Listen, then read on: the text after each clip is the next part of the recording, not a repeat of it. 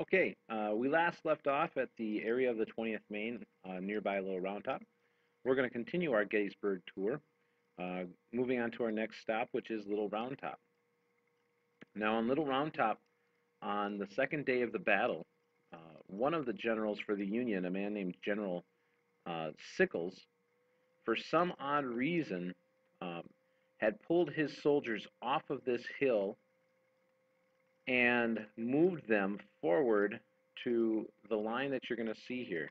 Moved them forward up to this area right here. And he did this because he thought that this high ground right here would be a defensive position and would protect this area.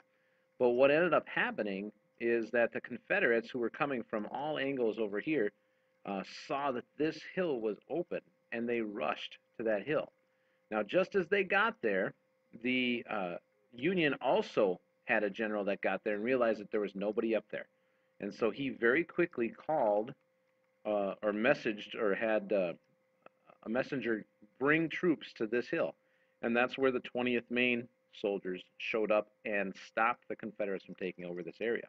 The person that found this hill empty was a man named Grosvenor K. Warren.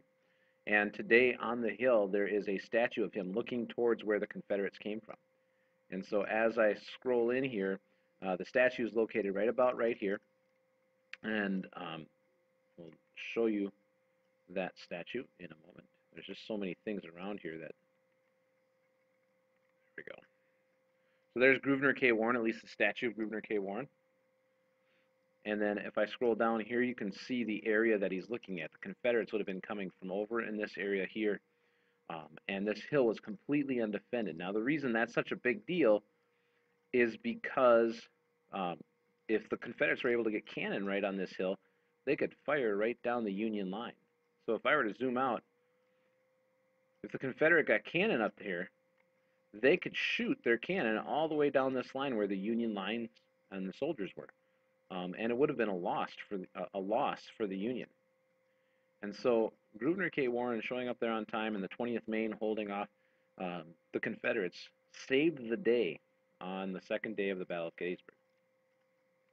Now, in one of those pictures, our next stop is Devil's Den, and Devil's Den is located right down here, an area of rocks that the Confederates used to fire on the soldiers on top of Little Round Top. So we're going to head there next.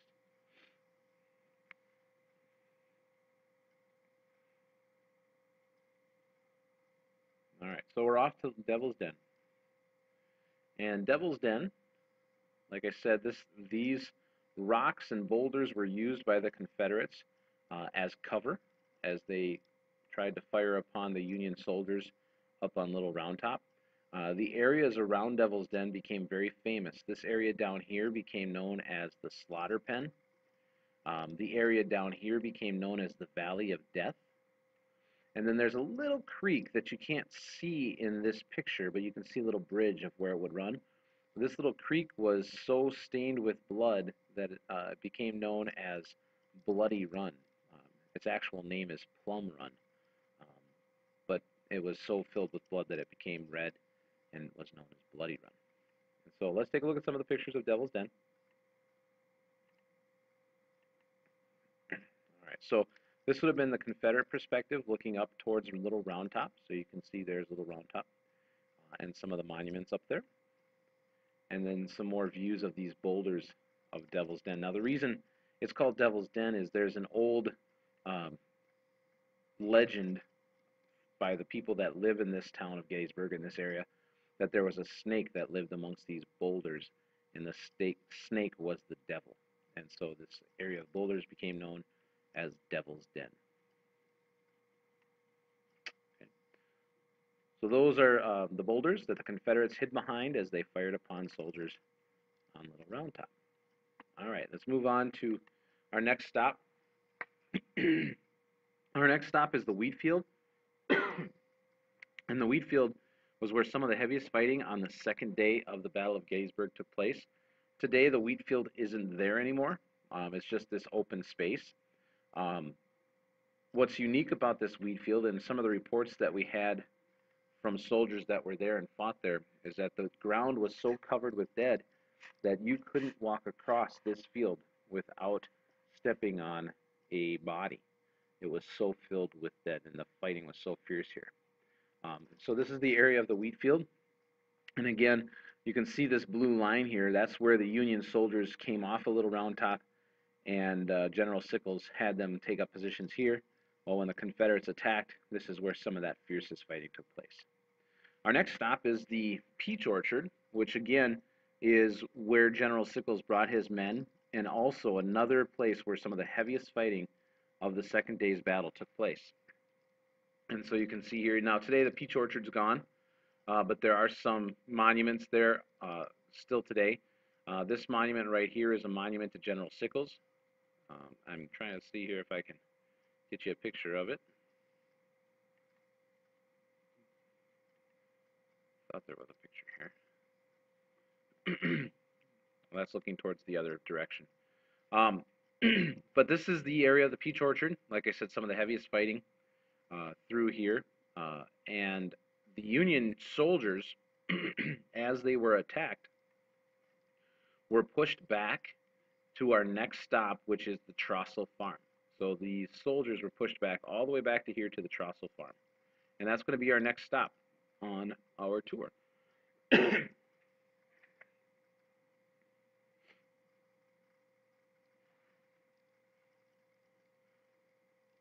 All right, we're now at the Trossel Farm. Some of the more famous photographs of Gettysburg show not only soldiers lying dead here in the field by this farm, but also horses, because this is where the Union had cannon set up, and some of those horses were killed in the battle. This is also the location where General Sickles was hit by a cannonball and lost his leg. His right leg was amputated.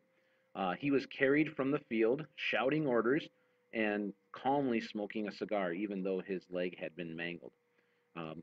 Even a more odd side note to this story is General Sickles' leg was amputated, and it was taken to a museum, and he would actually go and visit his own leg and take people to visit his leg at this particular museum, I think just outside of Washington, D.C.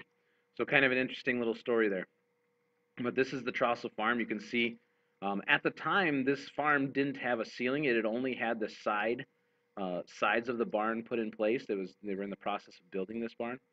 And so you can see there's still, now these aren't cannon holes, but this big hole here and big hole here and up there, those are leftovers from the battle, cannonball holes from the battle. The other thing I want to point out in this picture is that there's a little diamond-shaped monument right here. That diamond-shaped monument indicates where General Sickles was wounded. And so right near this farm was where he was wounded and carried from the field. So this is still on the second day of the battle. And at this point, these soldiers are being pushed back by the Confederates. It's about 6:30 p.m. on July 2nd. And as they're being pushed back, the Union commanders realize that there's a gap in their line.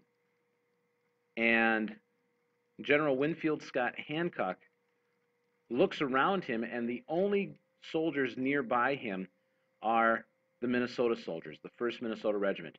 And even that wasn't very many soldiers. There was only 262 soldiers right there at that time.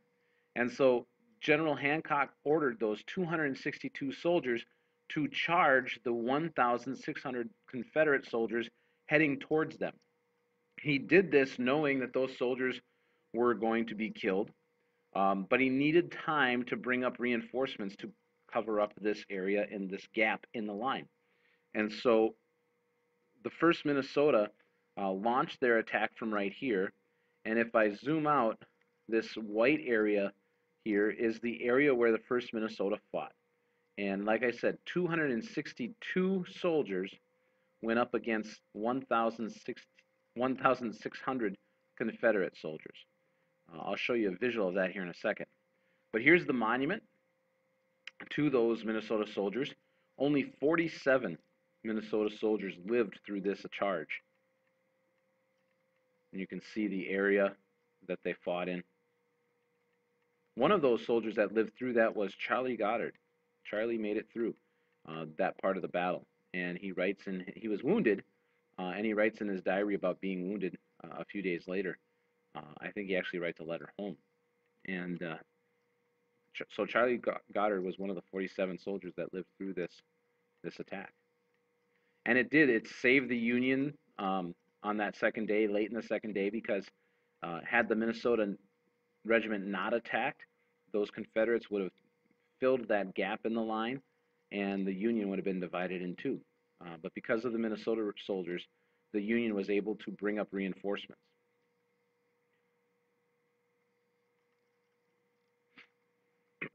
So we're going to get another look here at the area that Charlie Goddard and the rest of the 1st Minnesota fought.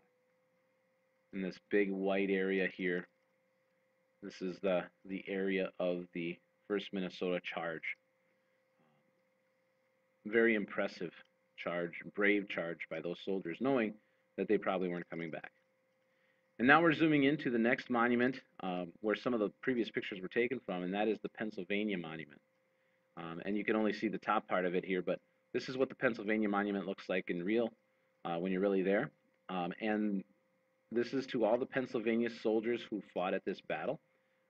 There were more Pennsylvania soldiers than any other state at this particular battle. And it makes sense. Gettysburg is in the state of Pennsylvania. So this battle takes place in their state, and many of them fought at this battle. And then there's a little stairway that you can go up, and you can stand on top and take pictures of the battlefield from on top of there. All right, so the second day of battle is stopped, and I'm going to pause right here, and we'll talk about the 3rd day of battle in the next screencast.